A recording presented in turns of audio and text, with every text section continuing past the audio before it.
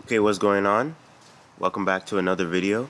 It's Dylan here from High Beams Crew, and today we're going to be finally installing the Bride shift boot. And before we do that, quick shout out to the new subscribers. Thanks a lot, I really appreciate it. Definitely a motivation for this channel. So let's not waste any more time and let's get right into the install. Okay, so the first thing we're going to do is remove the shift knob. And some of you may know, the 8th gen shift boot, eventually it tends to rip. So that's the reason why we're installing a new shift boot. So yeah, remove the shift knob.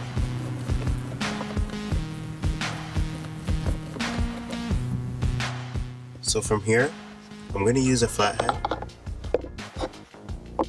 and pry up the trim piece over here. And that's it.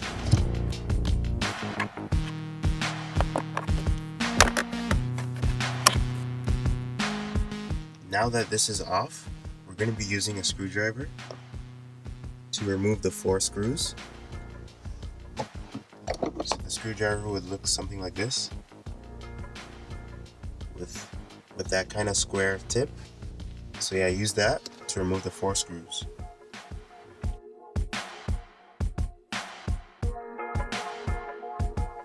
Okay, so the 4 screws are out.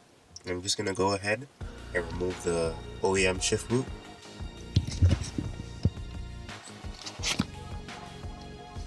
Simple as that. So let's compare the two shift boots, OEM and the new Bride one. Luckily this Bride one comes with a OEM bracket. Otherwise I would have had to take the stock one, remove these staples, and basically do the same thing.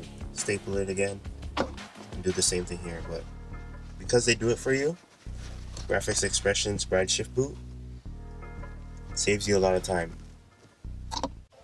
The only thing I didn't do was order another retainer or shift boot ring.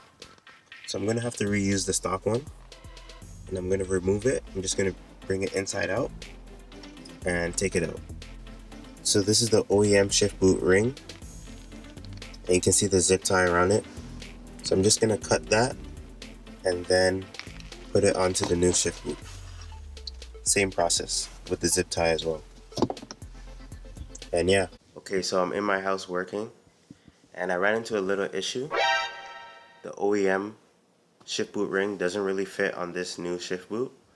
So if you do go with this, I do recommend ordering another shift boot ring from Graphics Expressions. But I'll show you what I did. Okay, so I had to cut a few slits on the top here just to get this OEM shift boot ring to fit. And then I fit it with a zip tie. This part is a little bit too big, so I do recommend getting a zip tie like the OEM, nice and thin. But yeah, this material itself is not stretchy, so I really had to cut the shift boot itself just to fit it, but it works.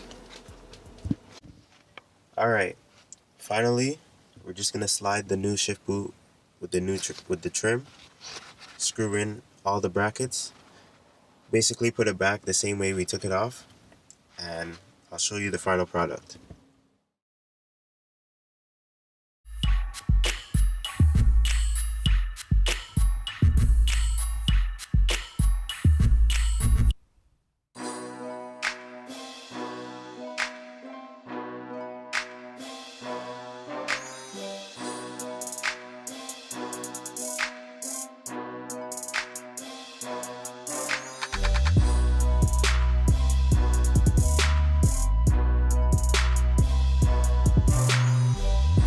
So there you have it, shift boot installed, complete. Other than having trouble with the shift boot ring, it was pretty easy. Yeah, I like the way it turned out. Actually, it looks really dope. I will be changing the shift knob, and I might black out the silver trim just to make it pop a little bit. Maybe black this out. But other than that, hope you enjoyed the video. Leave a comment, let me know what you think. If you do want the shift boot, it's from Graphics Expressions. It will be in the description. But yeah, comment, share, subscribe. like, do what you have to do. This is Dylan here from High Beams Crew, and I'll see y'all in the next one. Peace out.